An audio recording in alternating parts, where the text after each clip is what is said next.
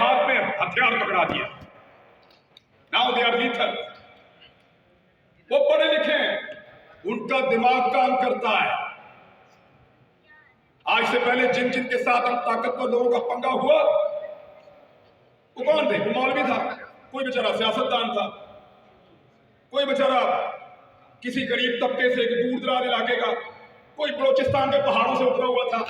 पहली दफा टक्कर के लोग मिले हैं। दो जवाब, पहली दफा टक्कर के लोग मिले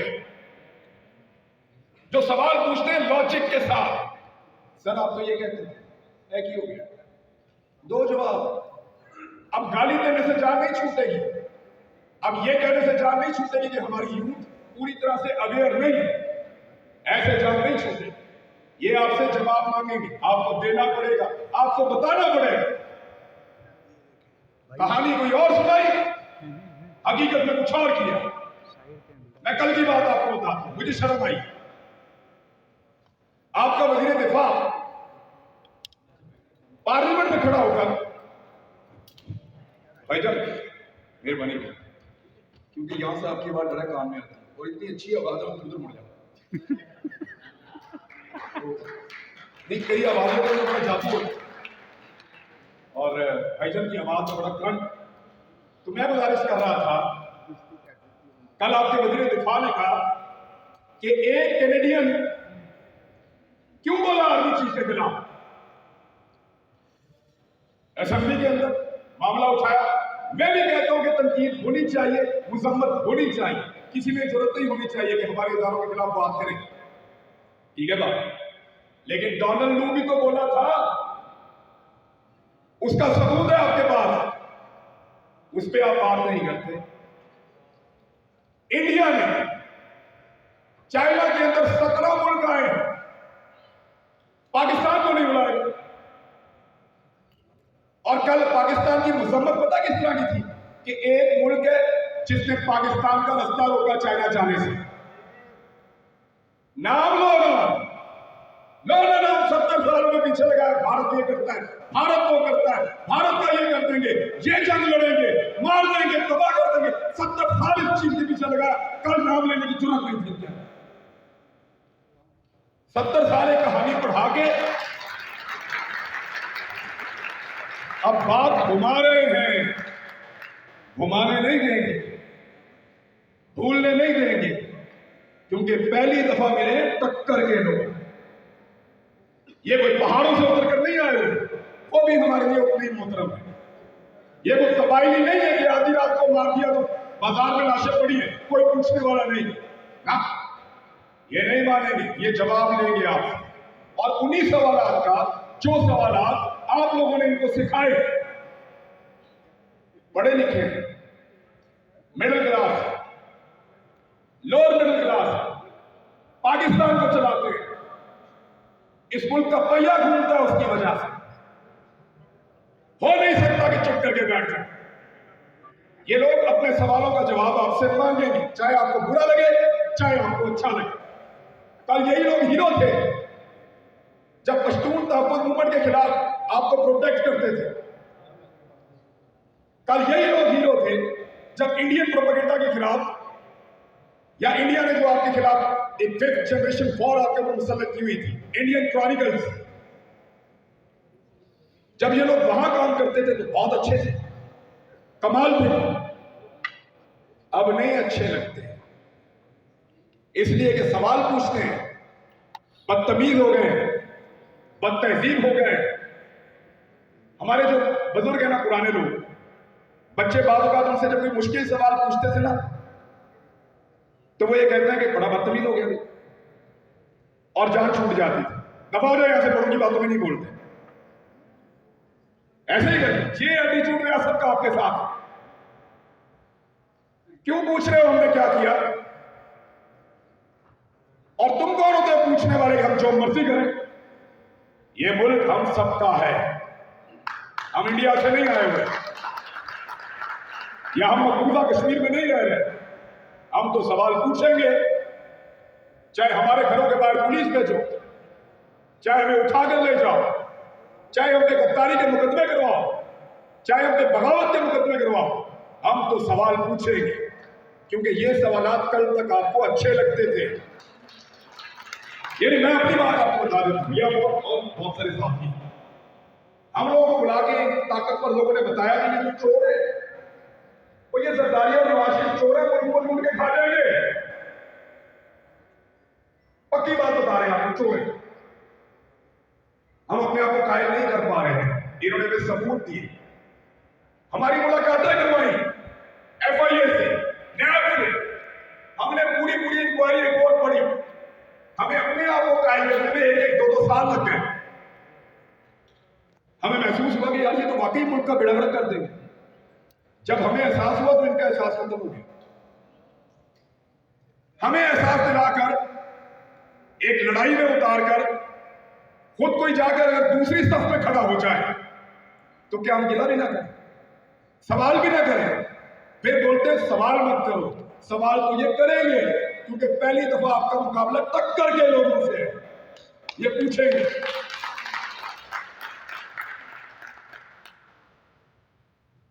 वो उधर साबिर शाकिर को, उसको इस लेवल की धमकियां दी, वो बेचारा पाकिस्तान छोड़ के जाना पड़ा। अरशद शरीफ से पूछा उसके साथ क्या हो रहा, उसकी फैमिली के ऊपर क्या गुजर रही है। समी इब्राहिम कभी एक जगह पेशी भुगतता है, कभी दूसरी जगह भुगतता है। मैंने तो अपनी जमानत ही वापस ले ली। मैंने कहा यार जिन्होंने पर्चा करवाया ना, उनको जमानतें कोई फर्क नहीं डालता, पकड़ना होगा तो वैसे भी पकड़ेंगे। मैंने जमानतें ही वापस ले ली। तंगा ये चल रहा है, लेकिन सवाल तो पूछेंगे। बात पूछना आपका हक है। ये पॉलिटिकल पार्टीज के पेड़ थोड़े से अकाउंटेंट गाली वाली देते हैं, ज्यादातर लोग सवाल पूछते हैं, जवाब मांगते हैं। आप ज्यादा लोगों को ज्यादा देर तक बेवकूफ नहीं बना सकते। एक वक्त आता है लोगों की आंखें खुल जाती हैं, वो पहचान जाते हैं कि गेम क्या हो रहा है, खेल कौन रहा है, खेल का मेन खिलाड़ी कौन है। अब ये खेल और कितनी देर खेलना है आपने, ये फैसला आप कीजिए, क्योंकि जितनी देर तक आप खेलते रहेंगे, हम इस खेल के रूल्स के ऊपर आवाज उठाते रहेंगे, बात करते रहेंगे। इतना काफी है या एक पर्चा और हो जाएगा? अच्छा, इसका रिस्पॉन्सिबिलिटी, यही आपकी रिस्पॉन्सिबिलिटी है जो आप कर रहे हैं। पूछो इनसे, दो जवाब, बताओ हमें। भाई तुमने तो कहा था चोर है, अब तुम उनके साथ बैठे हो यूं करके, ये क्या तरीका है? ये क्या है? तुम मजाक करते हो यार, ऐसा तो नहीं हो सकता। और आइन के और कानून के लिबादे में लपेट के यहां जहां मैं हूं, इस यहां पे सूबे में, वो पुलिस वाला मेरे घर आके कहता खान साहब चले जाओ। मैंने कहा क्यों? कहते जितनी देर आप लाहौर में रहते हैं हमें मुसीबत डाल के रखते हैं, क्योंकि मैं ये कहता हूं यहां पे एक ऐसी हुकूमत है जो अक्सरियत में है ही नहीं, अकलियत में। अकलियत की हुकूमत यहां चल रही है। जब मैं ये बात करता हूं, यहां से बाहर निकलूंगा फिर मुसीबत होगी। लेकिन आपको बता रहा हूं कि पंगा यह पड़ गया है कि पिछली दफा जो लोग थे उनको गायब कर दिया। अरसलान खान को उठाया है उन्होंने, सोशल मीडिया का एक्टिविस्ट था कराची से, एमपीएम से उसका ताल्लुक है ज्यादा उस बंदे का, और वो तनकीद करता है बड़ी टेक्निकल, बहुत टेक्निकल। 24 घंटे में छोड़ना पड़ा, 24 घंटे के अंदर, क्योंकि इस दफा टक्कर के लोग मिले।